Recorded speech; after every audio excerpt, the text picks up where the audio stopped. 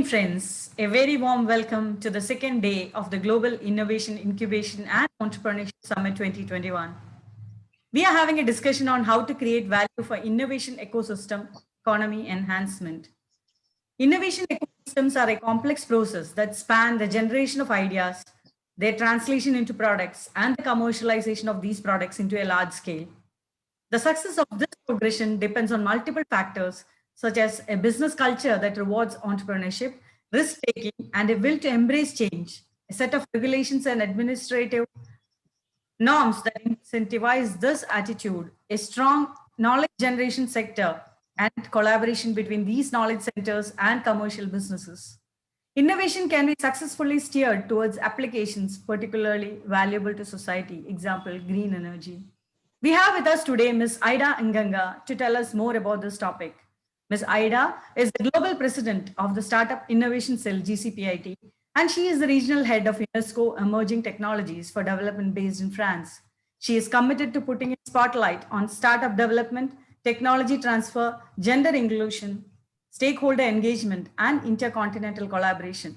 She has a long track record in the use of ICT for massive developmental impact, having received many accolades such as IoT Innovation Award by European Union, the African Leadership Top Award, Outstanding Mentor and Prolific Woman 2015 by United Nations and Mara Foundation.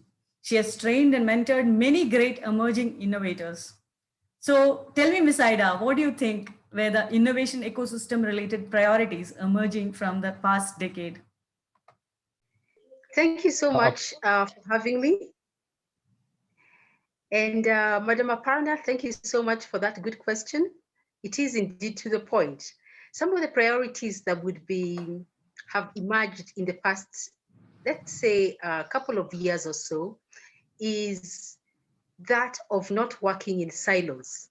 Working in silos means that we had different stakeholders in the innovation ecosystem, but there was a problem of working together. So we had, for example, the innovation hubs working by themselves. We also had academia doing research and also having their own centers of entrepreneurship or their own incubation centers. We had them working also separately. We had innovators who were already in the marketplace or who were trying to get into the marketplace working also separately. We also had those in government or policymakers in the dockets that deal with innovation, in the dockets that deal with ICT, in the dockets that deal with trade, and even education, because all these are relevant for the innovation ecosystem to flourish. We also had them working separately. Now, don't also forget that you have the international organizations, the development partners, the local agencies. All these also were coming up with their own interventions or their own contributions in terms of not only the thought process, but also in terms of what better ways to do things. But they were also working differently. Now, the reason why I'm saying this is in the last couple of years, in the last 5 years, because I have been in this industry for a long time, but this specifically happened in the last 5 years, I saw a difference in the way people were working. I was amazed to see people coming together for the first time. Because earlier on, we all used to say we were coming together or we were working together, but we were not. We would meet in conferences and in forums. We would discuss issues, but we would not share our findings with those in the other areas in the ecosystem. So that just shows you how slow it can be to change an ecosystem when people are not sharing ideas, thoughts, and even the way forward. The reason why the tech, specifically the tech space moves so fast is because of collaboration. I come from both a policy and a technical background. I can tell you that from the tech side, it is always very exciting. Things have not changed since my very first days when I started coding. Because it's about collaboration, and when we go online, when we go onto GitHub, you're not only getting ideas from others, but you're also sharing your own code with others in order for them to improve what they're working on. Now, that is the reason that you find that there's so many open source programs that are available to those who are not able to afford some of the more expensive software that might be out there.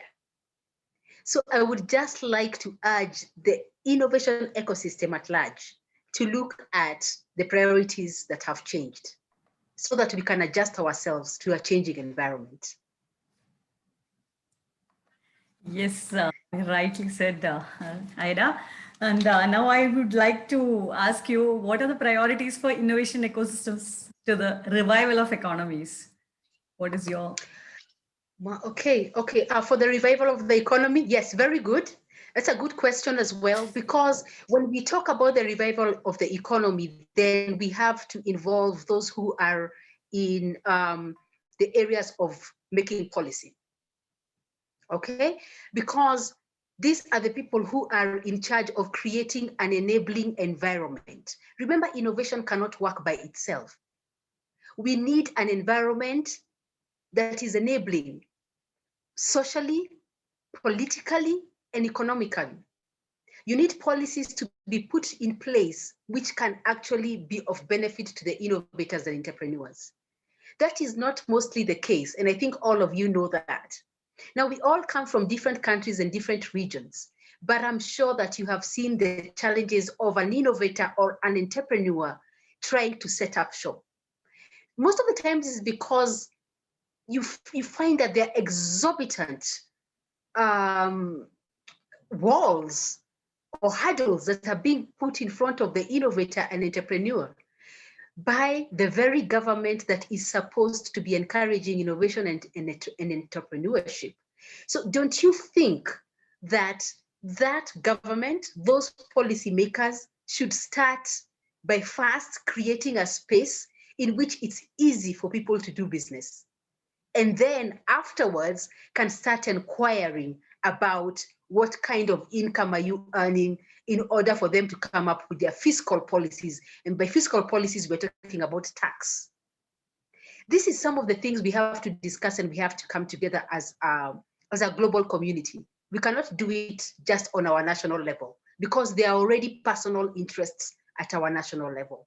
But as a community, we can push for that enabling environment to actually happen, for the innovator, for the entrepreneur to be able to take their product and service to market as soon as possible, and not only break even, but make a profit as soon as it can happen. Yeah, those are my thoughts on that. Yes, you're absolutely right, Ida. Yes, first we have to create a space where businesses can thrive. And now let me get into the next question. What are the priorities for innovation ecosystems to lead to the transformation of economies? What do you say about that?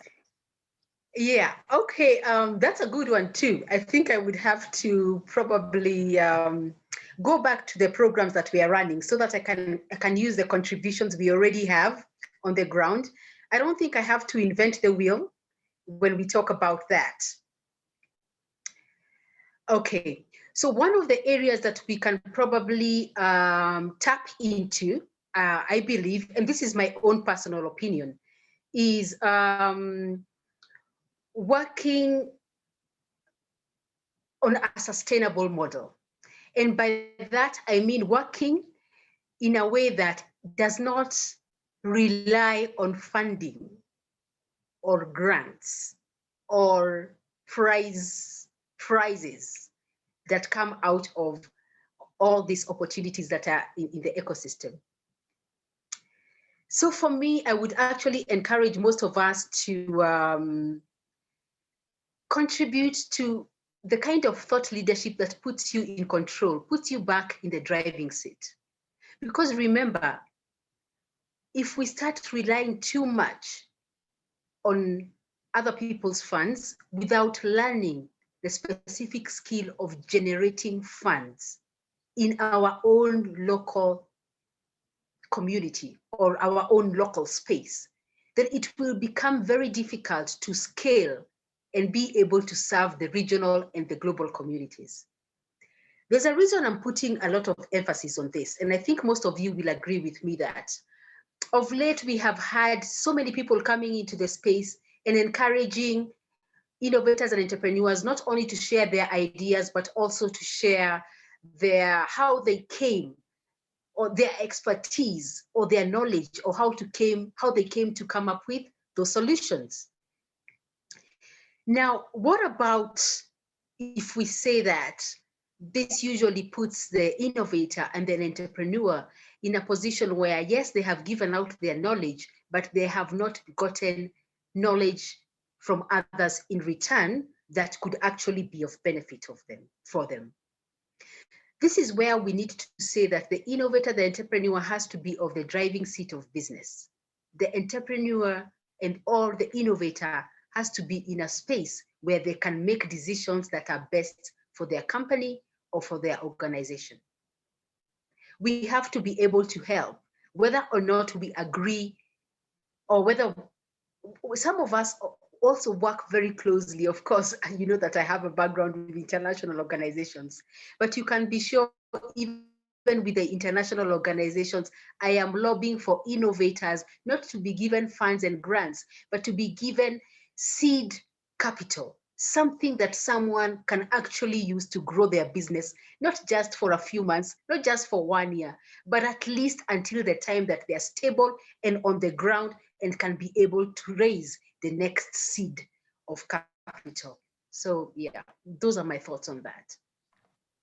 Thank you so much, Ida. That was really eye-opening. As you rightly said, sharing and collaboration is really important, and innovation cannot work by itself. We need to create an environment which encourages innovation, and we need our policymakers and government to first create a space where business owners are able to do business easily.